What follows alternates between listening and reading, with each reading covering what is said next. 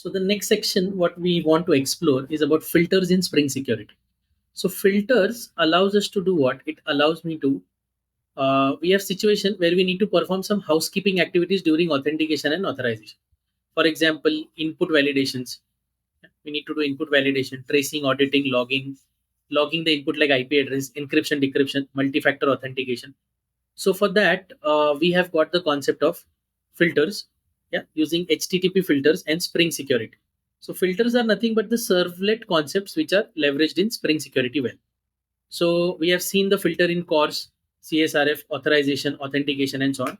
So now let's do what? Create a chain of filter for ourselves. So this is by default the filtration which happens. And if we enable the logging properties here, so let's do that. So if I enable this logging properties, step one, let's go to my authentication. Where is that? Yeah, application.properties. And here I will just add up this line that logging level is Spring Framework and Web Chain Proxy, and this is debug. Fine, perfectly. Then I create two different filters. One is before, one is after. So after my authentication is done, I will say, or I'll write a Java class and call it as authorities logging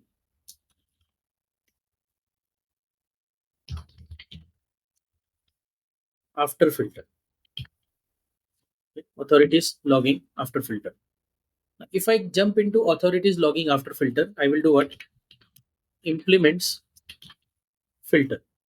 So this is a servlet filter which we can use, and I have to override a method which is, okay, I imported a wrong filter here. It's this filter should be coming from Jakarta servlet, and now you see the my method will change. So if I implement method, it is basically I want to implement do filter function, and here first thing I want to enable logging, so I'll say slf for j logbok. So it will enable the logging for me. And in my servlet filter, what do I do? Here I say I get the authentication object. So authentication object is equal to security context holder dot get context dot get the authentication. So I'm getting the authentication object. Then if my authentication is not equal to null, if my authentication object is not equal to null, I say log dot info. Yeah, log dot info. Here I say user plus authentication dot get name plus is successfully authenticated and has the authorities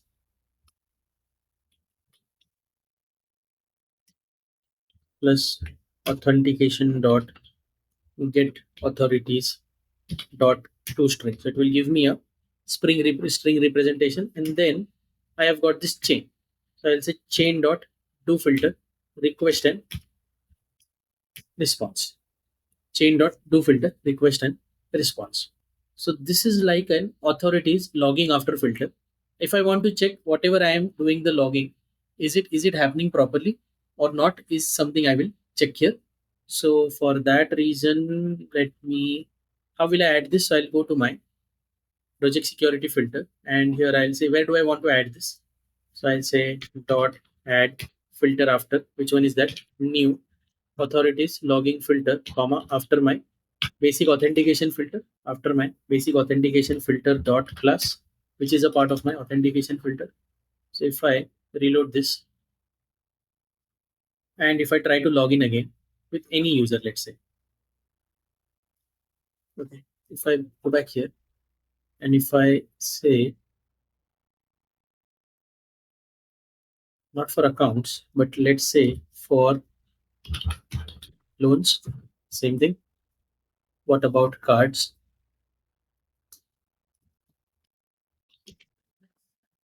Okay. So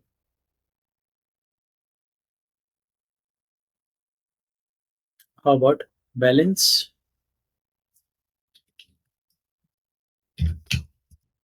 See, I'm getting the balance details. And here you can also see that when it was successfully authenticated, it says Mike is successfully authenticated and have authorities of right. Okay. And they have the authorities of right. At the same time, I will now just quickly paste one filter, show it to you, and how to add up a other filter. So I'll do a walkthrough of that. So request validation before filter. So before I get a request, I'll do what? Write a request validator before filter. So here I am showing you the code now. I'll copy paste the code. Anyhow, I will give you this code in the Git repo also, right? So you will have this. So what I have done, I have added request validation before filter. What we do, we are filtering, we get the request, we get the response. From the request, we are checking if we have an authorization filter. If we have the filter, then if we have the header, we are trimming it. We are checking the basic filter and we check the substring. Then we decode, we get the decoder and we specify the token. We separate the token here. And if the token delimiter is -1, that means the token was not sent. So it will an invalid token, or else we get the email from that token and we convert that into a lowercase. And if it contains test, that means it was a bad request. So I'll get rid of it. So this is also how you write a request validation before filter. What will I do? How will I apply this? So when I want to apply before, I want to do this before my validation. So I'll say add filter before new request validation filter again before my basic authentication filter dot class. I reload this, run this. I am already authenticated here. So if I try to make a call again,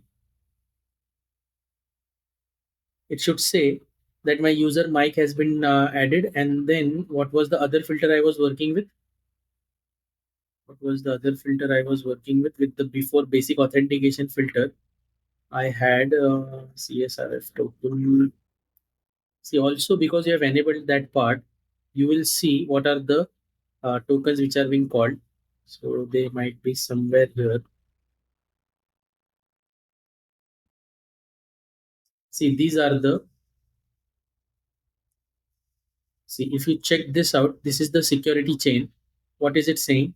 That disable web sync security context course CSRF username password authentication default login request validation before filter. See, I have not logged anything from there.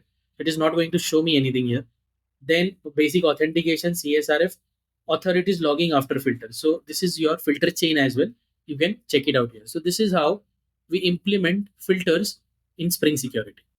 So tokens basically are the last part where we now going to implement the JWT token in this whole. We have built up till this point because we want to use the token now. So a token basically can be what? A plain string format universally unique identifier. Also commonly nowadays known as JWT token. How does it work? Your user will try to log in using what? Username and password, right? So if user will check whether this is successful, it will check whether it is successful or not. If yes, it returns a token. Now this token is unique for a user. Okay, client will receive the token and after successful login, it will keep it in the header. So for every request after that client makes, it will pass that token in my header. Yeah, it will make sure that the token is being passed in my header. And if the token is valid, then only the record your account details are being shared. That's how token works. So what are the benefits of token? Yeah, good advantages of tokens are what? It will help to share the credential for every request to make sure every request is work, and we do not need to share the credential, only the token will work. If something goes wrong, tokens can be invalidated without invalidating the user credentials. We can set the lifespan for it, and we can also use to store the information like roles and authorities, and we can also use it on multiple servers at same time. It also is an implementation important for security. As we are not using cookies, we don't have a protection against CSRF because now we are not in CSRF, right? We are not using nowadays. We are protecting our APIs. So this is stateless, easier to scale. It contains all the information, eliminating the need for the session state. Yeah, and we get protected from like we have seen various scenarios, but this is what we'll do under JWT. Now, a JWT means a JSON Web Token. It's a token implementation which will be in JSON format and designed to use for web request. So, JWT is most common and favorite token type that many systems are using these days. It's by default, like something you should always know of, that they love JWT. Yeah? And it can be used in both the scenarios of authentication and authorization. So, a JWT is separated, like this is how it looks like. It's separated by three dots: your header, payload, and signature. Yeah, your header, payload, and signature. Where your header is this much in yellow. Your payload contains whatever you want to pass, and then the signature is optional. So JWT, as we said, have three parts. It is base 64 encoded. So basically, this algorithm is HS265 to 56 and type of JWT. So this is what we'll get out of this. So in the header, we store the metadata info related to the token. If we choose to sign the token, the header contains the name of the algorithm that is used for generated. Then in your body, basically this is where the body, this is where we store the details. You have to be very careful while while storing the details, because you should not make it very heavy. You should keep it as light as possible. Again, it is base 64 encoded, and this is what I get in my body of the token. Okay, and then we have got the last part. This is an important part. This is the digital signature. Yeah, this is where the game changes for JWT. So is the digital signature. This part is optional if the party you share the JWT is internal. But believe me, not even in internal they skip the signature part. So if you are sharing this token to the client application, it will be used by all users in the open web. Then we need to make sure no one changes the header and the body values like username and authorities. To make sure that no one tampered the data on the network, we can send the signature of the content when initially the token is generated. To create the signature part, we have to take the encoded header, the encoded payload, a secret which we will add, the algorithm specified in the header, and sign that. So if you, for example, if you are using this HMAX SHA256 algorithm, what you do, you have your header, yeah, you have your header, plus you add your payload, and then you add a secret. I'll show you where do you add the secret. Yeah. And this is what you normally do. So we use this JWT token. Overall, the signature has been generated, and this signature makes it easier to manage. So there is a website called as JWT IO. In the JWT IO, see, if you have any token, that's fine. If not, you can just go to the debugger.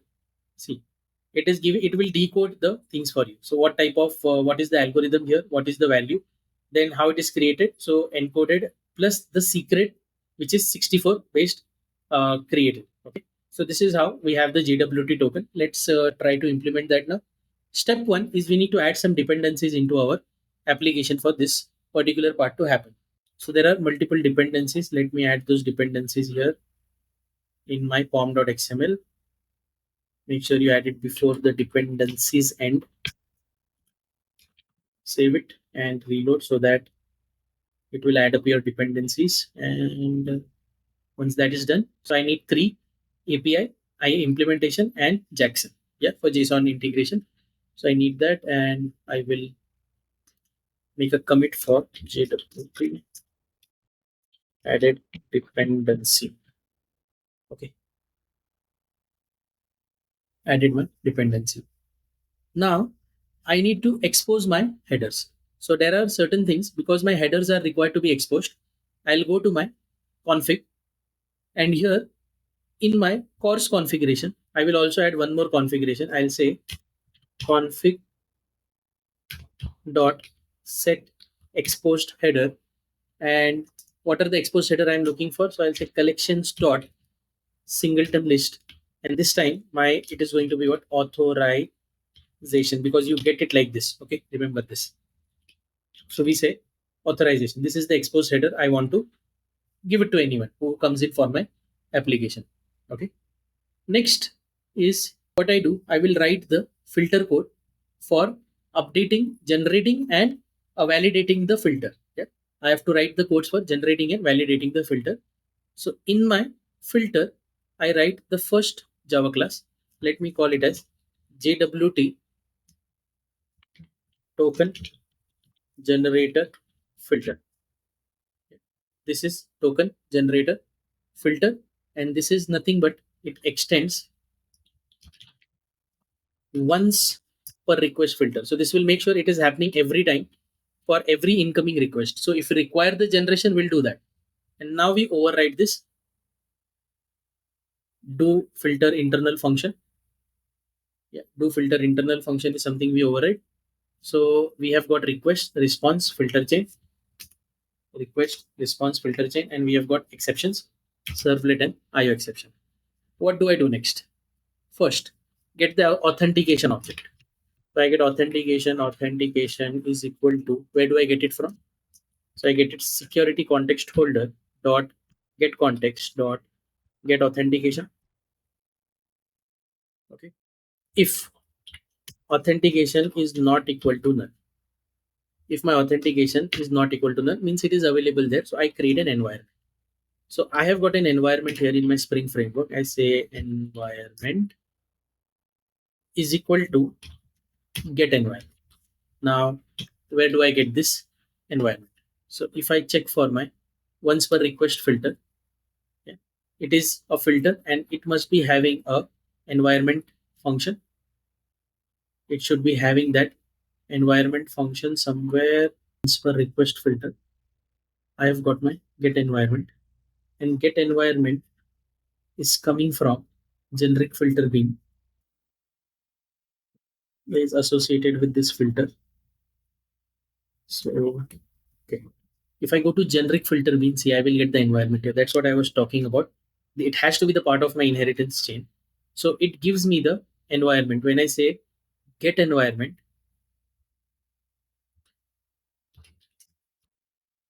if the environment is null, it creates a new environment. Yeah. And it returns me the standard environment. So subclasses may override in order to configure the environment of specializing. So that's fine. I go back. I have this environment here. So this interface, it represents an environment in which the current application is working. Model 2 key aspect of the application environment, profiles and properties. To access that, I will get those scenarios, and method related to property access are export with the property resolver. That's fine. Then what I do, I want to get the property. So here, see, I want to fetch some property. That is why I have got the environment object. Now, if my environment object is not null, if my environment object is not null, what do I want? Now I want to create first. I have to get my secret key and secret default value. To get that, what do I do? First, I create a package called as constants, where I'll keep my the secret key what we have spoken about. And here I write a Java class. Let me call it as what? Application constants. In my application constants, let me write three different things. Yeah, let me write three different things. First, public static final string JWT secret key. And what do I call it? JWT underscore secret. That is the value. Then I have got header. So I say what is going to be my header? So I say my header is authorization. Authorization. Please make sure you don't make any spelling mistake here.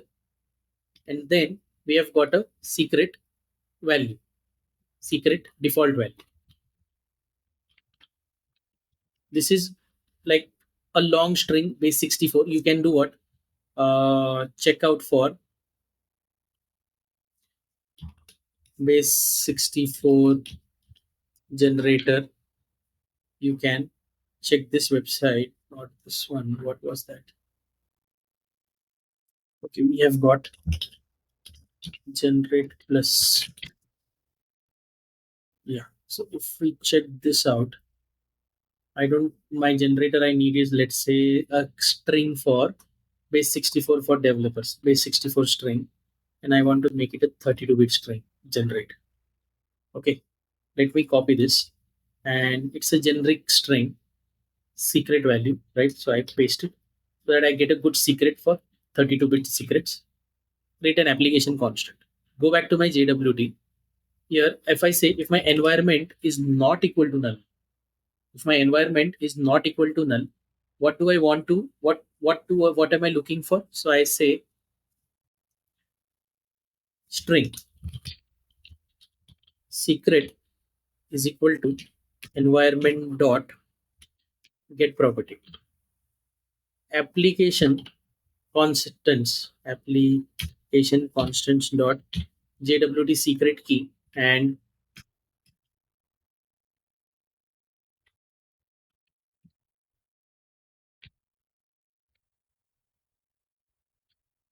application constant dot JWT default value. Yeah, these are the two things I wanted to have in my secret. Yeah, based upon I'm getting those property first. Then how do we create? We create a secret key. So we say secret key crypto secret key is equal to keys dot hmax sha key for how much? This is secret dot get bytes for UTF-8. Okay, I create this. Then I want to create my JWT token. So I'll say string JWT is equal to JWTS. Yeah. Dot builder. Who is going to be the issuer? So I'll say issuer is code with Z. Okay. This is who is issuing it.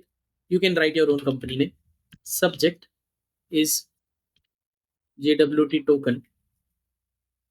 Does not make sense because it means JWT. So for customer, right? No need for writing token there. Then what is it claiming? So it claims the username. These are the data you add in your you getting this. This is something you're adding in your body. So you say username and authentication dot get name. Okay, authentication dot get name dot claim authorities is authentication dot get authorities dot stream dot map. So what do I do here is authentication dot authorities dot stream dot map, and inside map for every granted authority I get the authority, and then I do is what dot collect.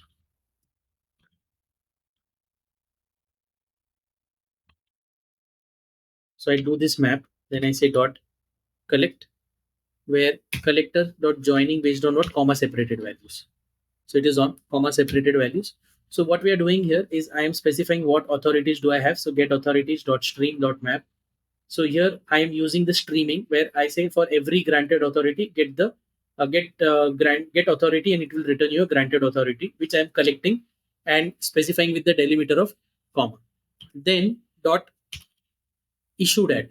So it takes java.util.date. So I say right now new date dot expiration. So let me set my expiration for, okay, so for expiration what do I set? In my expiration I say new date, which is made up of, yeah, which is made up of new date dot get time plus 300.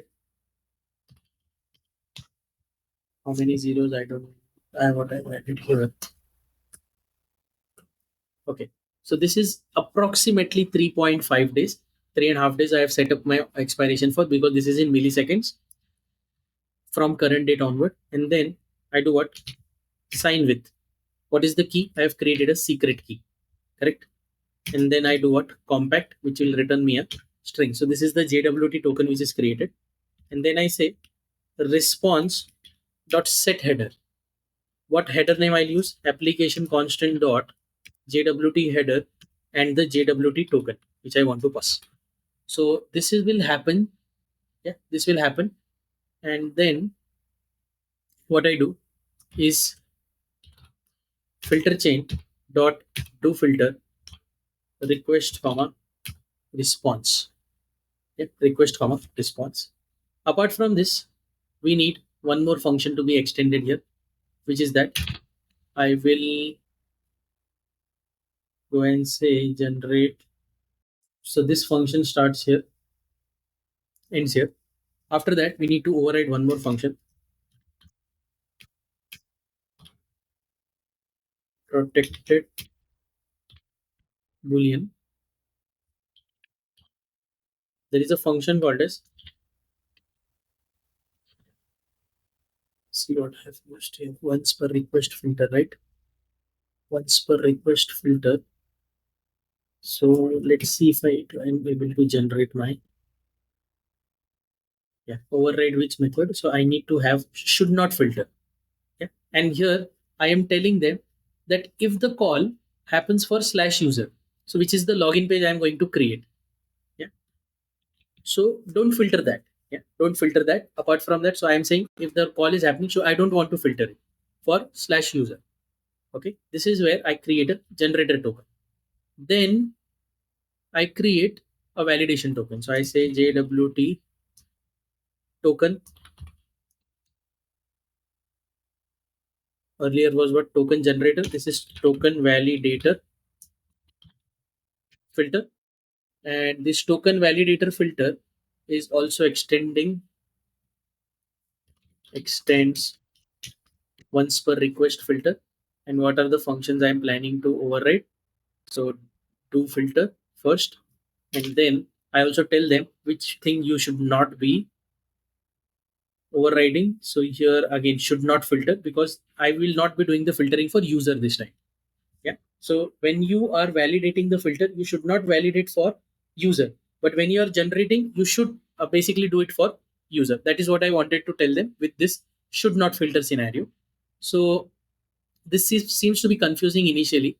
Generator filter. See what say should not filter. What if the call comes for user? It will be true. I make it false. So I don't want to should not filter. I will take it out from the list of my false. So that slash user will be filtered here. But on other hand, when it comes to JWT validator filter, this time I will tell them that if it comes for user, don't do the validation. So should not filter the user, but should not filter of user, I invert it in the other code. That's what I've done. That is what I've done here. So next is what? Let's do the validation code now. So I say string, I will get the JWT token now. So string JWT is equal to request dot get header. What is that header? Application constants dot JWT header. If my JWT is not equal to null, means you have received a token. You have received a token. What will I do? I will again try to access my environment. So try environment is equal to get environment. And from this environment, again I check if my environment not equals to null. What do I finalize? I have my string secret. Okay, my string secret will do what? It will use environment dot get property for what? Application constants dot header. Sorry, it is for secret key and secret value. Application constants dot secret default value. I create a secret first. Yeah, I fetch that secret, then I do what? This time we are validating now, right? So secret key is equal to keys dot hmac key for. So what is the key I am looking for? Secrets dot get bytes for standard UTF-8. So I get the secret key now. and we'll see what are the claims.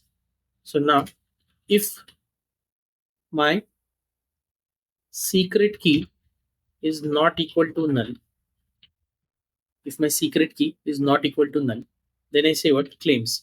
Let's see the claims. So claims is equal to JWTS dot parse. This time we are parsing it. Dot verify it with what? My secret key. Dot build. Dot parse signed claims. What are there in my JWT? Dot get payload. So I get my payload here. Then let's figure out my username and username and authority. So get string username is equal to claims string dot value of claims dot get what? Username. And here I want to get the authorities,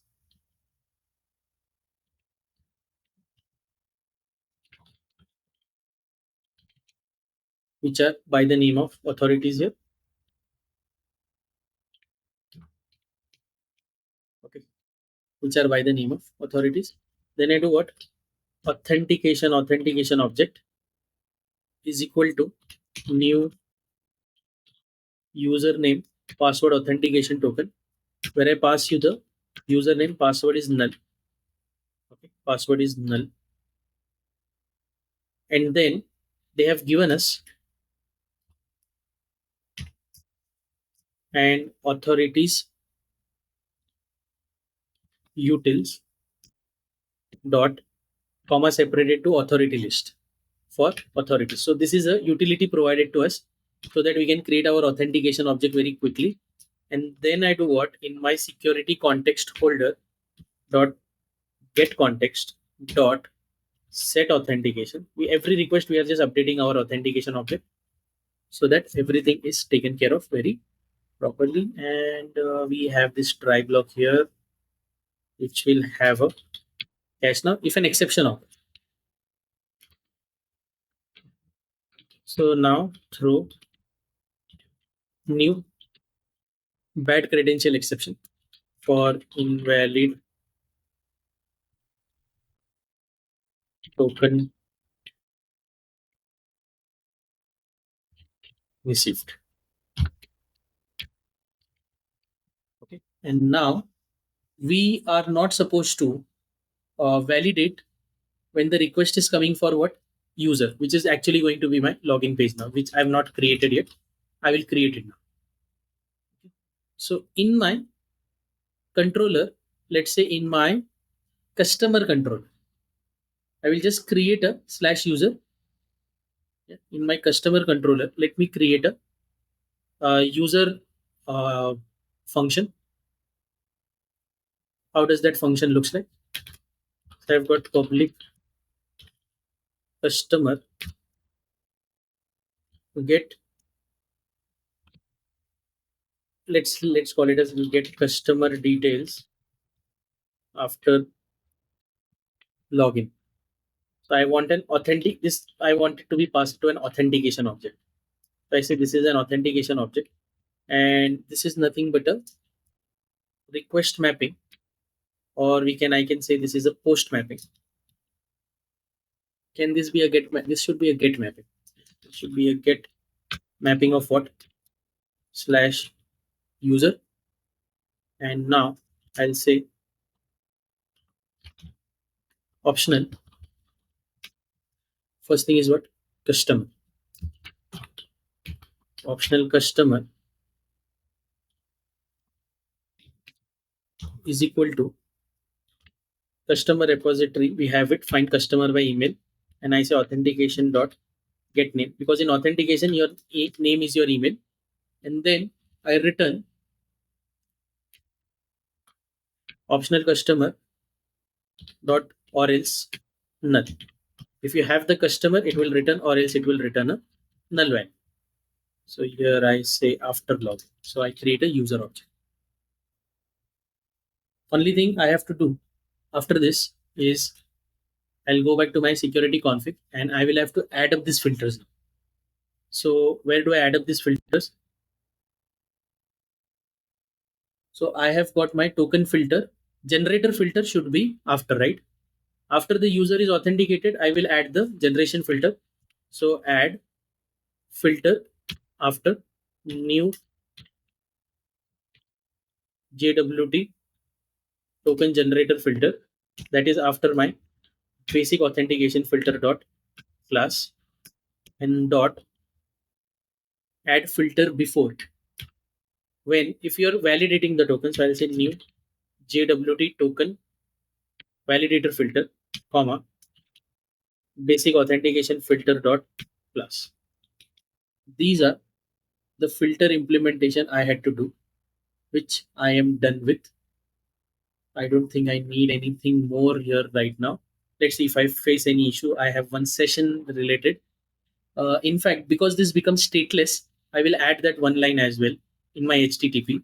Is that because of my session management now? I will say that my session config, with my session config, what I do is session config dot session creation policy is what I am setting for session creation policy dot stateless, because this becomes stateless now. And I think that is all that I should get it for token now. I will reload my application. We have done a long implementation.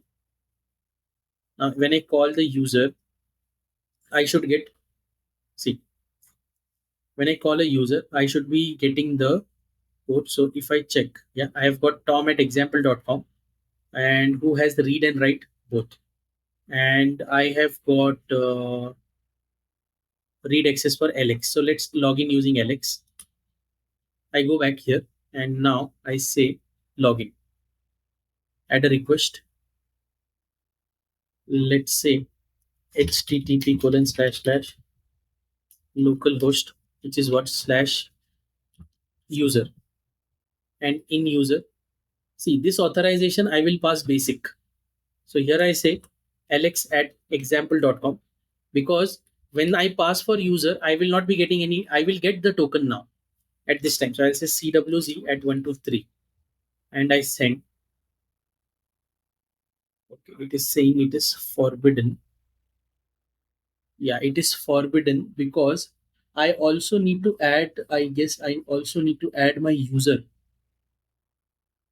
Correct. I need to add my user in available links. So I will say for permit all, I'll say slash user. I have to add the user here because it's behind permitted. So obviously I'll have to permit for login. And if login happens, then only I will return a JWT token. So here I make the call again for user. See, I got the login, everything is fine. But if I go and check my headers, in the header, I will get the authorization. And if you check my authorization, this is nothing but my JWT token, which is generated. I take this token. Let me go to token website. See, it is giving me the load I have added here, plus HS256 algorithm I have used, and my whole key. So this is the JWT token for customer, alex at example.com. Perfect. And now I do what? I write a new request for, let's say, get request for accounts. This time I will set my authorization to no auth, but in my header, or I can pass the, no, let's not pass the bearer token like this. In my headers, let me pass every time I have got what? Authorization, and the value I pass is this token. Now, if I am authorized, see, this is 200. So it is reverting back with the accounts on, let's say, notices. Okay. No, this is not something I also do. Balance. So every time my request response are coming,